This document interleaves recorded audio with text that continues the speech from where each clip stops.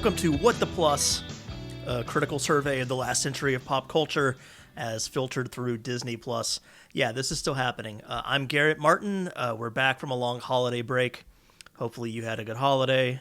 Hopefully you're having a good year. Hopefully you've been able to stay safe during the never-ending pandemic and the unraveling of our republic. 2021 is 2 weeks old. And it's already in a real bad way, but perhaps some change will be coming in the next 6 or 7 days or so, hopefully. Before we fully jump into 2021, though, let's take a moment to pay our respects to the year that was and say goodbye to 2020. And by moment, I mean episode. Yes, this is going to be a year-end review of the best stuff that got added to Disney Plus in the year 2020. Next week, we'll be back with a regular episode, with starting with a pretty big guest. Literally, he's like 6'7" or something. But for now, get used to this voice because it's all you're going to be hearing for the next several minutes. So it wasn't especially easy to focus on pop culture during 2020, even for somebody whose actual job is to pay attention to it. And although Disney Plus's biggest hit, The Mandalorian, is about as big as anything in any medium right now, there were a bunch of other good shows on Disney Plus that didn't necessarily get the attention they deserve. Yeah, I'll be talking about Grogu and the gang, but there's more to Disney Plus than Mando. So let's run down my favorite things that were new to Disney Plus in 2020 in no certain order. And hell, let's start with a double shot of Muppets. So Muppets Now debuted in July. It brought a new format for the Muppets to mock after excelling on the real YouTube over the last decade with those viral videos. Remember the Muppets singing Bohemian Rhapsody and all that? The Muppets now have their own show that parodies not just TV genres like talk shows and game shows, but also viral videos and YouTube influencers. Muppets Now has 6 regular segments that recur over its 6 episodes, making fun of celebrity chefs, lifestyle channels, up close and personal celebrity interviews, and more. It's not always the Muppets at their sharpest, but it's consistently funny and generally has a keen eye for detail in what it's poking fun at.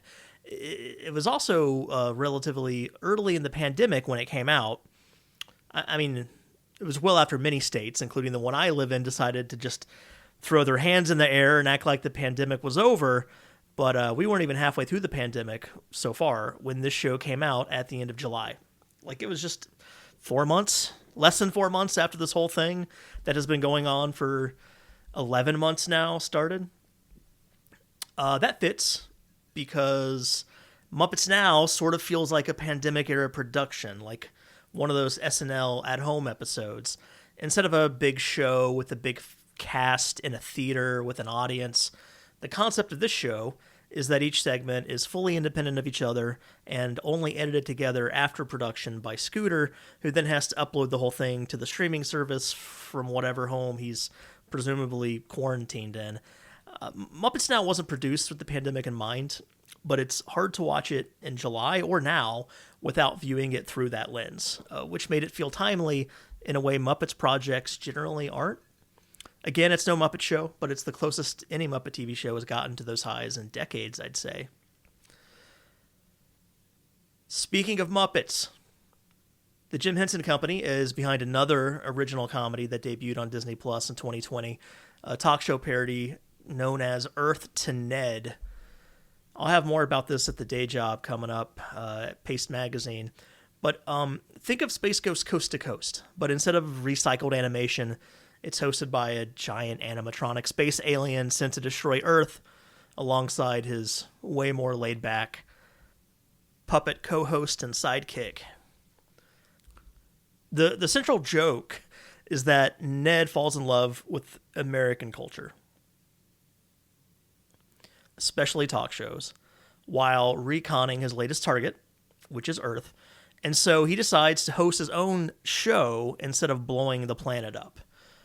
Interview segments are conducted like real talk show interviews, largely off-the-cuff conversations with celebrity guests who tend to be comedians, although the talk usually always comes back to Ned himself and the mission he's supposed to be undertaking for his boss, who's also his dad, a domineering alien warlord father who Ned is constantly judging himself against and feeling like he's coming up short. Yes, the guests are there on a physical set. They're sitting on a couch next to this giant, intricately designed animatronic talk show host inside what looks like a spaceship. Meanwhile, each episode features a live remote segment like Letterman and Conan used to do, with Ned's sidekick Cornelius, a smaller alien that looks like he could have been one of the puppets from Jim Henson's Ancient Dregs and Vestiges segment from SNL's first season, heading out into the world and conducting on-the-ground research on a specific Earth topic. This is basically Cornelius improving with men on the street. Men and women on the street, I should say. People on the street. Earth to Ned might get just a tad more risque than official Muppet projects, but at heart, it's still a very sweet, very family-friendly, deeply silly show that's less about making fun of talk shows or celebrity than it is about fleshing out its weird alien characters. With a crew of professional comedy writers and experienced late-night vets in the writing room, Earth to Ned is something that should be on any comedy nerd's radar. And hey, the second season just came out last week, so maybe check it out. It's a good time. It's a good time to be checking out Earth to Ned. Yeah. Also new to Disney Plus last year, but not actually new at all, is a TV special that I've already talked about at length on this show with theme park journalist and podcaster Carly Wiesel. Yep, it's that new Mouseketeers special from 1977, the Mouseketeers at Walt Disney World, where a now forgotten group of Mouseketeers, including Corey Feldman's sister and a young Lisa Whelchel, future star of Facts of Life and Survivor, apparently. Those new Mouseketeers visit the theme park resort just 6 years after it opened. If you haven't seen it, it is one of the most ridiculous things you'll ever see.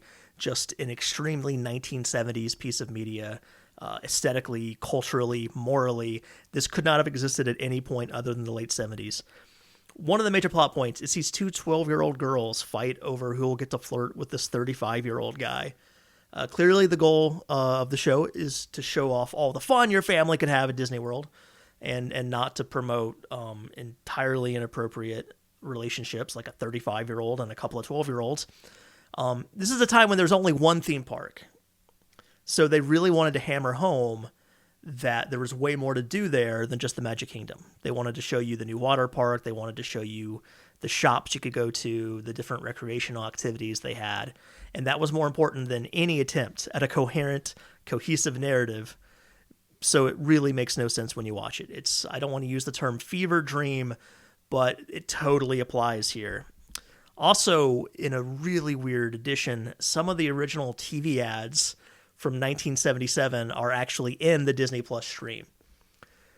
You'll be watching it and suddenly it cuts to break. You think it'll come right back to the show, and instead it's showing an ad for dog food.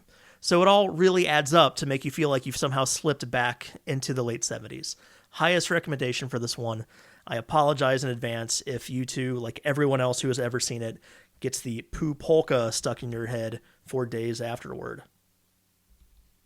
I'll also recommend Prop Culture. Now, this is not the kind of show I typically would expect to get into. It follows a movie prop collector, Dan Lanigan, who, based on the spelling of his last name, is presumably not related to former Screaming Trees singer Mark Lanigan, as he tracks down the true stories behind some of the most iconic props in movies.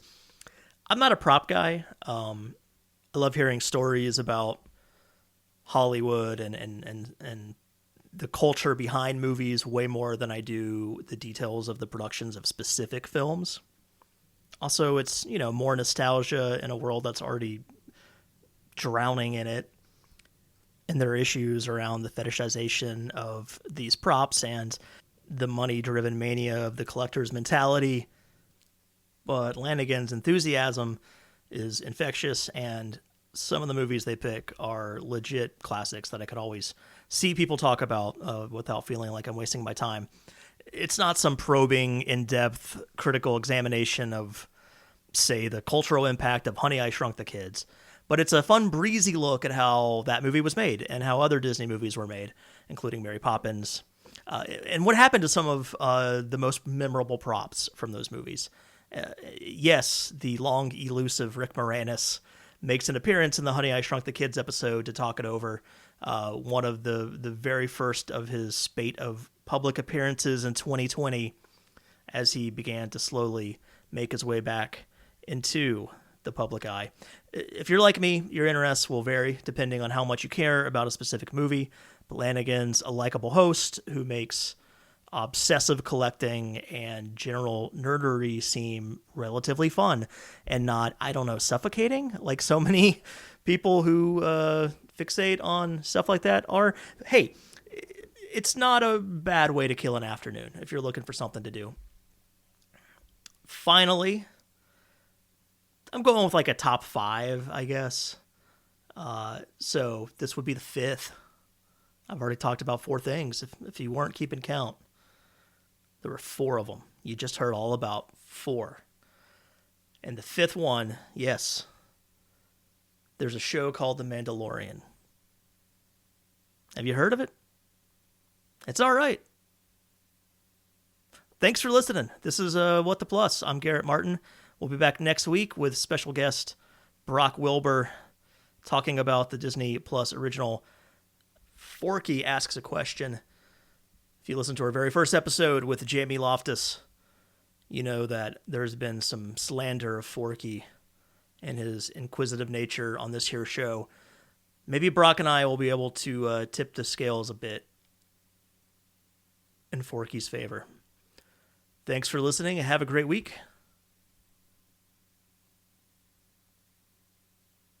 And good luck.